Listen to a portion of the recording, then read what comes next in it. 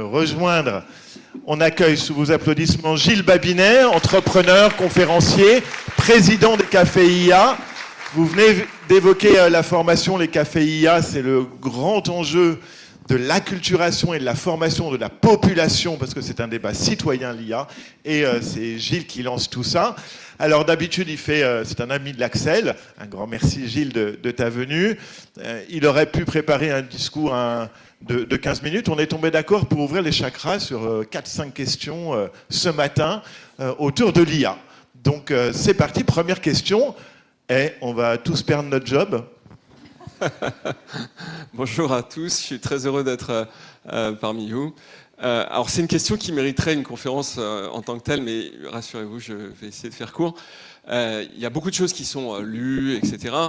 La réalité, c'est que tous les économistes un peu sérieux, à commencer par les 2 derniers prix Nobel d'économie, le français Philippe Aghion et puis le précédent Daron Acemoglu, les économistes sont assez consistants sur le fait de dire que c'est pas une courbe exponentielle, mais c'est plutôt c'est une courbe qui va croître de façon forte, la productivité, mais plutôt dans le temps long. Voilà. Et donc ça nous ramène à un sujet qui est le sujet de développement des technologies. Dans l'histoire, les technologies se développent plus ou moins vite, mais le changement des usages est infiniment plus long. Le travail d'Acemoglu, et moi j'aime bien citer, il n'y a pas de raison que ça ne soit pas la même chose aujourd'hui, a entre autres consisté à observer que entre le moment de l'invention du moteur à explosion, 1858 si je me souviens bien, et le moment où on observe des gains de productivité dans l'économie, il va se passer 60 ans. Et pourtant, il y a des moteurs partout, hein, dès la fin de la Première Guerre mondiale, il y a beaucoup de moteurs, etc. Mais pour changer les usages, pour faire en sorte qu'on crée des systèmes qui soient adaptés à ce nouveau système de propulsion, il faut du temps. Et je sais que vous observez tous des gains de productivité à votre échelle, et même que vous voyez parfois des emplois qui disparaissent. Mais ça, c'est, pour le dire en français, business as usual. C'est-à-dire qu'à chaque fois qu'il y a des innovations, et les innovations, on n'a pas attendu l'IA pour qu'il y en ait, mais on arrive à faire en sorte que certains emplois disparaissent.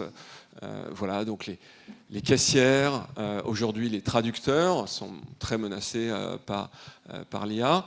On ne voit pas une accélération dans ce processus d'innovation, même si vous entendez que les codeurs, les marketeurs, les designers sont des métiers qui sont fortement attaqués. Il y a une publication il y a quelques semaines du patron de l'INSEE américaine, le Bureau of Labor and Statistics, dans laquelle il a dit « Je ne vois pas l'IA, je ne la vois nulle part ». Voilà, donc c'est le scénario, c'est là où Acemoglu et Aghion diffèrent. D'ailleurs, c'est dans la vitesse d'accélération. Acemoglu est extrêmement pessimiste. Il dit, dans une perspective de temps long, on aura 0,3% de productivité en plus. Donc c'est vraiment rien. Dans les années 60, en France, on avait 5% de productivité par an. Et on avait plein emploi en passant. Hein. Et Aghion dit, on va vers 1%, c'est-à-dire doublement de la productivité mondiale.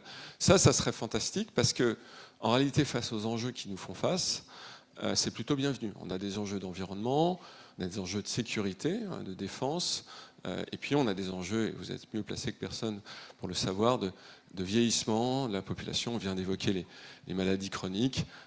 Voilà, donc c'est super bienvenu. Et je pense que le message ici, qui est important, c'est que quand on est dans une perspective de temps moyen à long, en fait, c'est un temps de système et c'est un temps politique. C'est votre temps, en fait. Alors, ça ne veut pas dire qu'il faut se dire qu'on va se tourner les pouces et puis on ne va pas innover, etc. Il faut innover brutalement, mais dans une perspective de dire on fait du POC maintenant et on essaye de scaler vraiment en se positionnant dans du temps intermédiaire. Ce que fait très bien, évidemment, la Chine, abondamment citée à cet égard, c'est de se placer dans une perspective de temps long. La chose qui me frappe à l'égard, et j'aurais fini sur cette première question, à l'égard de ce qu'ils font, c'est qu'ils savent très très bien superposer temps court et temps long. Ils ont lancé leur premier programme d'intelligence artificielle en 2017. Ils le respectent. Ils ont lancé la deuxième phase de ce programme cette année, en 2025. Et c'est très intéressant de voir comment ils arrivent à intégrer systèmes, notamment les systèmes hospitaliers, qui est plus avancé, c'est le système de Shanghai, et les systèmes de politique, ainsi que le monde des innovateurs. Merci. Donc le temps long, les seniors, tout va bien, on va tenir jusqu'à la retraite. La jeunesse, c'est plus compliqué, on le comprend. Autre idée du moment, l'intrication des acteurs, business, financière, tout ça c'est une bulle comme en 2001. C'est une anecdote. Alors je ne sais pas vous répondre, bulle ou pas bulle, mais on a quand même il y a des facteurs positifs. Les facteurs positifs, vous les connaissez. Par exemple, on a appris là, il y a quelques jours qu'Anthropic va faire 9 milliards de chiffre d'affaires. C'est très impressionnant. Probablement qu'OpenAI va finir à 12. Les chiffres de NVIDIA sont extraordinaires. Mais donc ça, c'est l'aspect positif. Et au sein de ça, le fait que OpenAI, son chiffre d'affaires, ce soit massivement du B2C, c'est-à-dire des gens comme vous qui consommez 20 € par mois pour utiliser ce type de service, est aussi de nature à être assez rassurant. Mais des calculs ont été faits par Goldman Sachs qui montrent qu'il y a quand même 40% de toute cette activité qui est de l'activité circulaire. En gros, je m'appelle NVIDIA, je prends une participation dans Anthropic ou OpenAI, et puis avec l'injection de cash que je fais, ils m'achètent des H100, enfin des GPU. Et ça, 40%, c'est un vrai sujet de préoccupation. Hier encore, pas plus tard que hier soir, Oracle a annoncé ses derniers chiffres, qui étaient jugés comme décevants par la bourse. Il y a une baisse du cours d'Oracle de 8%. Et qu'est-ce qui a inquiété ? C'est le fait que l'activité la moins rentable, c'est l'activité justement de service GPU. Et ça, c'est pas normal, parce que si le truc était vraiment si demandé, ça devrait être super cher, ça devrait rapporter beaucoup d'argent. Et on a beaucoup de signaux qui commencent à poindre dans tous ces domaines. Moi, depuis plusieurs mois, je me suis assez exprimé là-dessus. Je pense que c'est différent de 2000, mais ça n'en reste pas complètement décorrélé de la réalité. La principale facteur de bulle, et je pense que c'est ta troisième question, c'est est-ce qu'on a AGI ou pas ? Alors, avant, on a l'énergie. C'est merveilleux. L'intelligence artificielle générale, il me semble qu'on avait une question là-dessus. Oui, en dernier. En dernier, d'accord. Bon, je vais pas faire préparé, comme... hein. C'est juste que c'est merveilleux. J'ai pu transformer le portrait de ma grand-mère en Miyazaki, sauf que ça a pris 2 litres d'eau. C'est une magnifique prestation de l'IAG. L'énergie, on parle de l'équivalent de la Slovaquie aujourd'hui pour ChatGPT en consommation d'énergie. Où est-ce qu'on va finalement ? Est-ce que tout ça est possible en termes de ressources énergétiques ? Oui, alors c'est un vrai sujet d'inquiétude et je ne vais pas minorer le sujet. On parle de 1800 TWh, ça c'est le Shift qui dit ça, un horizon 2030. C'est la prédiction la plus extrême.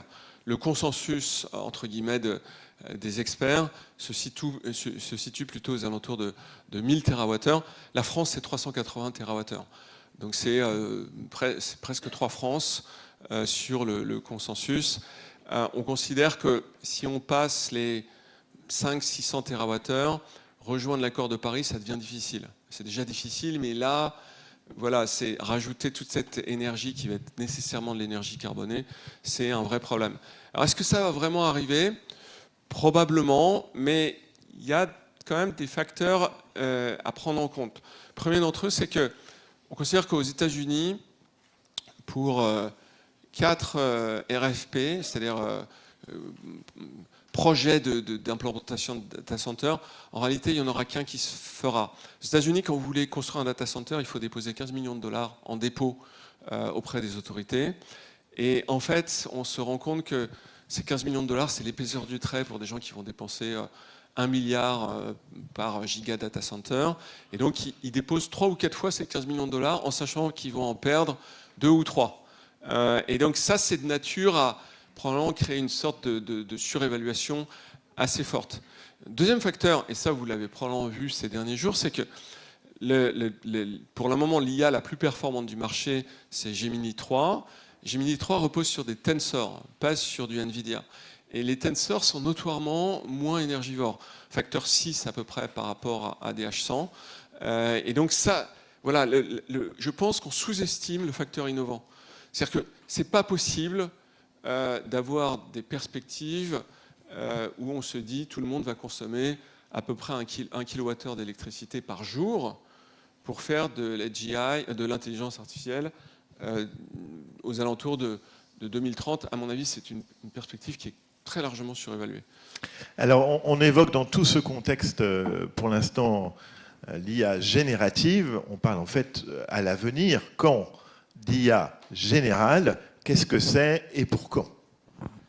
Oui, le sujet qui alimente très largement la bulle, c'est une perspective qu'ont fait un certain nombre d'acteurs de rejoindre une intelligence artificielle supérieure aux humains en tout point, ce qu'on appelle l'intelligence artificielle générale ou l'ASI. Et en réalité, pourquoi est-ce qu'on court après ça? Parce qu'on cherche à faire ce qu'on appelle de l'IA exponentielle, c'est-à-dire le moment où le système est capable de s'améliorer lui-même. Et on considère que ça, c'est une exponentielle, c'est-à-dire que plus aucun humain n'est capable de se mettre en travers de ce système et qu'il n'y a qu'un seul gagnant, parce que le gagnant va tellement vite dans son exponentialité qu'il écrase tout le reste. Donc ça vous donne une sorte de frénésie dans cette course qui est très largement à l'origine des investissements démesurés que l'on observe. Il y a depuis 1 an, à peu près, un peu moins, un trouble dans la force. C'est-à-dire qu'il y a beaucoup d'acteurs qui disent on n'arrivera pas à faire AGI, il vaut mieux faire des systèmes qui soient de marché, notamment des systèmes spécialisés, qui peuvent être des SLM, qui peuvent prendre différentes formes là-dessus.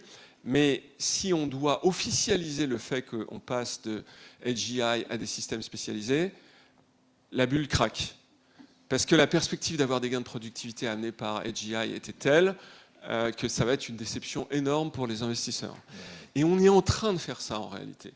On est en train de faire ça. C'est-à-dire que les gens qui étaient les plus bullish, je pense à Amodei et Altman, aujourd'hui vous ne les entendez plus parler d'AGI, plus tellement là-dessus. Et ils sont en train de faire un virage sur l'aile, extrêmement compliqué à mon avis, pas faisable, pour essayer de vendre des solutions métiers. Et si vous observez la nature des investissements, on passe d'investissements qui sont massivement vers le fondationnel à des investissements qui sont massivement vers l'applicatif, c'est-à-dire solutions métiers. Voilà, donc on est en train de virer là-dessus. Et d'ailleurs, c'est tout à fait quelque chose qui rejoint la perspective du temps long. Parce que les solutions métiers, c'est plus long à intégrer. Les GI résolvaient ce problème d'intégration.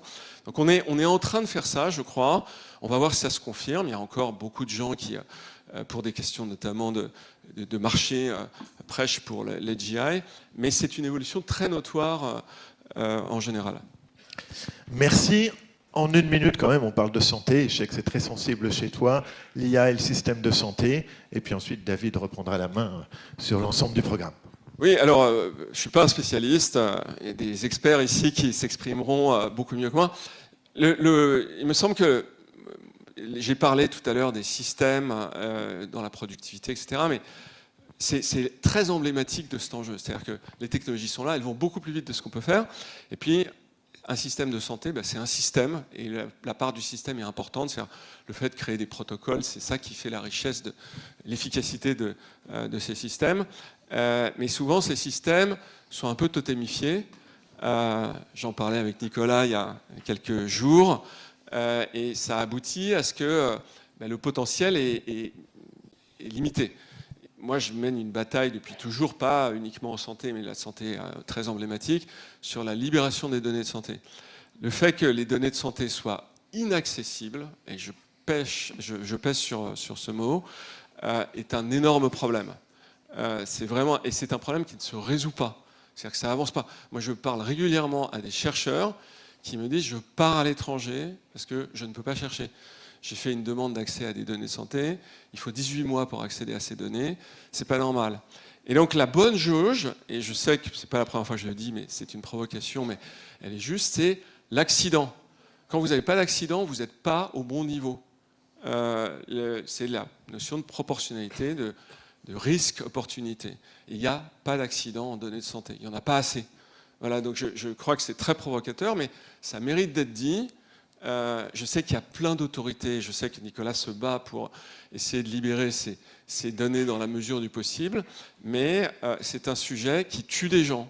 C'est-à-dire que le fait qu'on n'accède pas aux données de façon plus souple, d'abord ça ne les valorise pas. Donc on a beau dire qu'au sein du RNIS, au sein de la CNAM, il y a des données extraordinaires. Si les données ne sont pas accessibles, elles ne valent rien en réalité. Et donc c'est vraiment un sujet qui fait 10 ou 15 ans qu'on en parle. Ce n'est pas résolu, c'est un sujet politique. Ça embête tout le monde d'aller traiter ça parce qu'il y a des parties prenantes diverses et variées qui sont en plus qui ont du pouvoir, un pouvoir coercitif, donc ce qui fait qu'on n'a pas envie de se fâcher avec elles. Mais il n'empêche, on n'est pas à la jauge et c'est un problème absolument majeur qui freine tout le monde. C'est un peu l'éléphant au milieu de la pièce qu'on ne veut pas voir et il faut remettre le travail sur les chevaux à l'égard de ce sujet.